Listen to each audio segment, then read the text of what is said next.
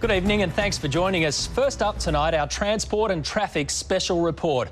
Each day, millions of Melburnians fight their way to work. The peak hour commute seems to be getting longer and harder. So how do we avoid the daily hassle, save time and money, and what's the future of our transport system? Jonathan Creek puts Melbourne to the test.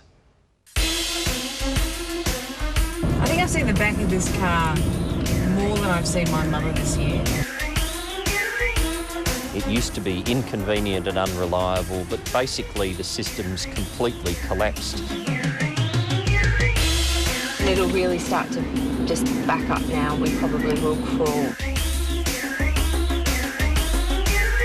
Melbourne is considered one of the world's most livable cities. But try telling that to the million residents who battle this every day.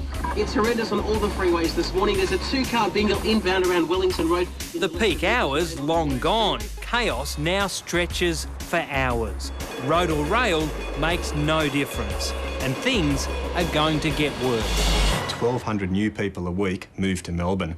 We're expected to be the biggest city in the country in the next 10 years or thereabouts, so the demand on the transport system is ever increasing. The RACV's Peter Daly knows drivers have had enough. RACV's members are saying that they're seeing more congestion on the road now than they did 5 years ago, and they expect it to get worse in 5 years' time. A growing number of us add to that congestion because of the appalling state of the rail system.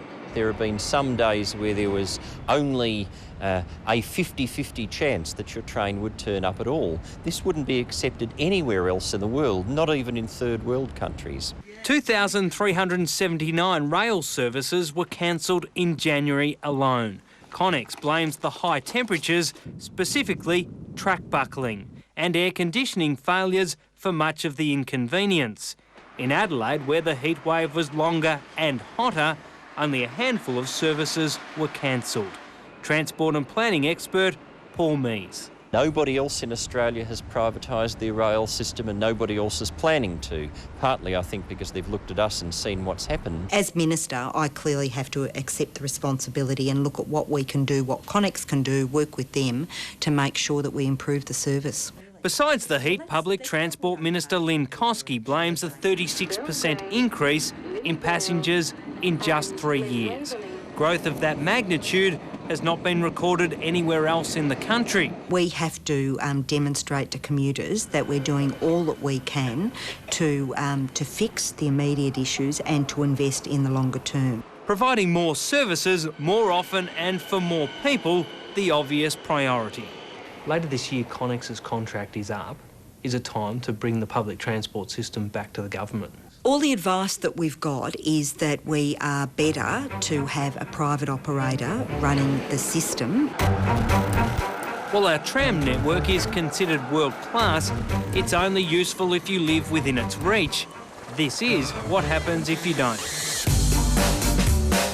Normally a good run until we get to Moreland Road and then we just hit traffic.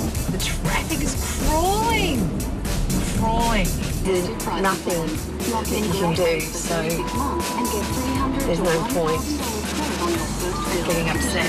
We travelled Melbourne's major roads from the north, south, east and west. Our destination, the corner of Burke and Russell Streets. Each journey started 20 kilometres from the city, simultaneously at 7:45 a.m. From the north, we entered the Calder Freeway at Robertson's Road. Our driver, Julia Holmes. Yeah, not bad. Nice easy run. Oh well, we might be a bit later than we thought. I seem to have hit this traffic on Flemington Road. Our journey from the south began at the Springvale Road entrance to the Monash Freeway. Sophia Caligaropoulos behind the wheel. I'm actually in fourth gear. I'm pretty impressed. We've come to a crawl again. I've just paid CityLink and I'm stopping dead. I began my trip at Springvale Road and the Eastern Freeway. Much of my time was spent sitting still. Robin Smith travelled from the west along the Princess Freeway using the Airport Road entrance. So it's 8:26 and this is the Williamstown Road on-ramp, so we're just starting, well, we've just hit the bridge now. Eventually, there was a surprise winner. the Monash Freeway in 40 minutes. I was really surprised. I had a great run in 40 minutes. That's a dream for me. The Calder was next. Would you pay tolls every day to get to work 10 minutes quicker? I think so. If I went around the other way, it would at least take me about an hour and a half. The Eastern Freeway secured me third place. My trip was toll-free. The Princess Freeway got Robin into town last. Her journey, an agonising 1 hour and 9 minutes. Everyone's driving because the trains are so bad. Our public transport journeys also began simultaneously and 20 kilometres out of town.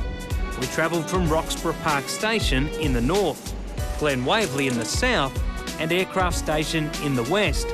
I caught the bus from Mitcham in the east. On this occasion, all of the trains ran on time. It was a different story for the bus. At the moment, I'm experiencing one of the frustrations of public transport. A precious 10 minutes slipped by before it turned up. All of the trains terminated at Flinders Street Station. The walk to the corner of Burke and Russell Streets was counted. The train from the north got Julia to the destination first, but it was only 3 minutes faster than the car trip and crowded. The train from the west was next. The total trip, 46 minutes, 23 minutes quicker than the car journey. The Glen Waverley line took 62 minutes, 22 minutes longer than the car journey along the Monash. The one-way ticket, slightly more expensive than the toll. Despite sprinting to the line, I still arrived last. While the bus journey was actually quicker than driving in on the Eastern, the 10-minute delay cost me dearly. All things considered, the battle between public transport and cars remains close. Public Transport Minister Lynn Kosky thinks there'll be a better result next time. When we're having this interview in 12 months' time, I think we'll see some major improvements. Fixing our rail system, the only way to unclog our roads. It won't attract the amount of cars unless it's fast, comfortable, clean and reliable, and people can get on without feeling uncomfortably overcrowded.